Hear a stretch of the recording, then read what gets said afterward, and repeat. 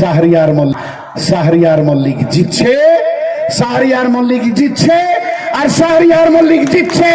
শাহরিয়ার মল্লিক ছাড়া এই সংসদীয় ক্ষেত্র থেকে অন্য কেউ জিতবে না, আমরা অন্য কাউকে জিততে দেব না।